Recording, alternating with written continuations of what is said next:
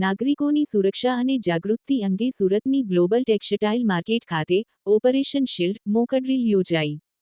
Global textile market પર હવાઈ હુમલો થતાં આગ ભભૂકી ઉઠી. તાત્કાલિક રેસ્ક્યુ અને રાહત કામગીરી કરાઈ. 79 ઇજાગ્રસ્તોને રેસ્ક્યુ કરી સ્મીમેર હોસ્પિટલ તેમજ સામાન્ય ઈજા પામેલા ઘાયલોને સેફ હાઉસમાં પ્રાથમિક સારવાર માટે ખસેડાયા. માહિતી બ્યુરો, સુરત. શનિવાર, કેન્દ્રીય ગૃહ મંત્રાલય દ્વારા દુશ્મન દેશના હુમલા સામે નાગરિક સંરક્ષણની તૈયારીઓને વધારવા માટે નાગરિક સંરક્ષણ કવાયત ઓપરેશન શિલ્ડ નું આયોજન કરવાનો નિર્દેશ આપ્યો હતો. જેના અનુસંધાને સુરત શહેરના ઉમરવાડા સ્થિત ગ્લોબલ ટેક્સટાઇલ માર્કેટ ખાતે સિવિલ ડિફેન્સ અંતર્ગત ઓપરેશન શિલ્ડ મોકડ્રીલ યોજાઈ હતી. સંભવિત યુદ્ધની સ્થિતિમાં નાગરિકોને સુરક્ષિત અને જાગૃત રાખવા માટે ઓપરેશન શિલ્ડ નામથી આ સામૂહિક કવાયત હાથ ધરાઈ હતી. એર સ્ટ્રાઇકના કારણે ગ્લોબલ માર્કેટમાં આગ લાગી હતી.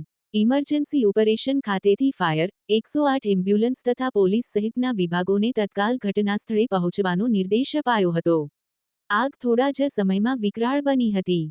સાયરન વગાડી હવાઈ હુમલો થવાનો સંકેત આપી માર્કેટના વેપારીઓ, ગ્રાહકો, આસપાસના રહેણાંક સોસાયટીઓના લોકોને સુરક્ષિત સ્થળે ખસી જવા એલર્ટ કરવામાં આવ્યા હતા.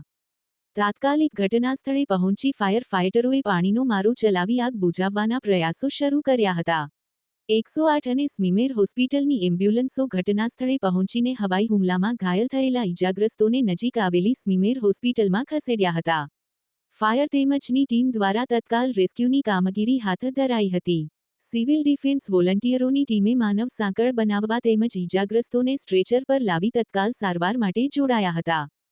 કોઈપણ આપત્તિ દરમિયાન ઝડપી પ્રતિસાદ માટે તંત્ર તથા નાગરિકો બંને તૈયાર રહે તેમજ યુદ્ધ જેવી કટોકટીની સ્થિતિમાં નાગરિકોની સુરક્ષા સુનિશ્ચિત કરી શકાય એ માટેની આ મોક એક્સરસાઇઝ દરમિયાન 108 ambulance, police PCR, civil defence વોલન્ટિયરો, ફાયર સ્ટાફ અને સુરક્ષા દળો એલર્ટ મોડ પર આવી ગયા હતા અને સંબંધિત તમામ વિભાગના અધિકારીઓ જરૂરી રેસ્ક્યુ સાધનો સાથે રાહત બચાવની કામગીરીમાં જોડાયા હતા. મોક ડ્રીલમાં સિવિલ ડિફેન્સ, આરોગ્ય સ્ટાફ દ્વારા ઇજાગ્રસ્તોને સ્ટ્રેચર પર નજીક આવેલી સ્મીમેર હોસ્પિટલમાં 79 ઇજાગ્રસ્તોને સારવાર માટે લઈ જવામાં આવ્યા હતા. જ્યારે સામાન્ય ઈજા પામેલા 20 ઘાયલોને નજીકના સેફ હાઉસમાં ખસેડી તબીબો દ્વારા પ્રાથમિક સારવાર આપવામાં આવી હતી. સમગ્ર મોકડ્રીલમાં માય ભારતના 20 વોલન્ટિયરો, એન.સી.સી. ના કેડેટ્સે પણ સહયોગ આપ્યો હતો. ફાયર વિભાગ દ્વારા સ્કાઉટ એન્ડ ગાઇડર્સ, એન.સી.સી. ના કેડેટ્સ તેમજ સિવિલ ડિફેન્સના સ્વયંસેવકોને રેસ્ક્યુ સંબંધિત તાલીમ અપાઈ હતી. મોકડ્રીલના અંતે મેયર દક્ષેશ માવાણી, જિલ્લા કલેક્ટર ડો. સૌરભ પારધી, પોલીસ કમિશનર વાબાંગ જમીર, મ્યુ. કમિશનર શાલિની અગ્રવાલે ઘટનાસ્થળનું નિરીક્ષણ કર્યું હતું. જગદીશ ભરવાડ, ન્યૂઝ 14 સુરત. ભારત સરકારશ્રીની સૂચનાથી અને ગુજરાત સરકારશ્રીના માર્ગદર્શન હેઠળ આજે સુરત શહેરમાં ઓપરેશન શિલ્ડ અંતર્ગત મોકડ્રીલનું આયોજન કરવામાં આવ્યું છે. ટેક્સટાઇલ માર્કેટ જેવા ક્રાઉડેડ વિસ્તારમાં વિવિધ વિભાગોના સાથે સંકલન કરીને જેવા કે civil defence, police, fire, health, police commissioner office, collector office, Surat મહાનગરપાલિકા મળીને કોઓર્ડિનેટેડ વેમાં આ મોકડ્રીલનું આયોજન કરી રહી છે. આપ જોઈ શકો છો કે ખૂબ મોટી સંખ્યામાં લોકો આ મોકડ્રીલમાં જોડાયેલા છે. યાની કે જાગૃતતાના ભાગ સ્વરૂપે સુરત શહેરના લોકોનું પણ ખૂબ સારું પ્રતિસાદ અને એમનું પાર્ટિસિપેશન મોકડ્રીલમાં જોવાનું મળી રહ્યું છે. 8 થી 8:30 વાગ્યા સુધી બ્લેકઆઉટનું પણ આયોજન કરવામાં આવ્યું છે.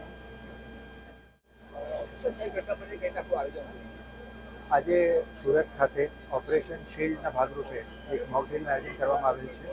આના ભાગરૂપે જ આપણે ગ્લોબલ ટેક્સટાઇલ માર્કેટમાં સ્થળ પસંદ કર્યું હતું અને એમાં જે રીતે કંઈક હવાઈ હુમલો થાય અને એમાં કેવી રીતે રેસ્ક્યુ કરાય, કોઈ જે છે બાકી મેડિકલ રિક્વાયરમેન્ટ આપણે શું છે, ઇવેક્યુએશન માટે આપણે શું વ્યવસ્થિત કરી શકીએ છીએ, આના બાબતે જે રિસોર્સેસનું આખું જોવા માટે આજનું એક આયોજન કર્યું છે અને સફળતાપૂર્વક આપણે મોકડ્રીલનું જે છે આયોજન સંપન્ન કર્યું છે.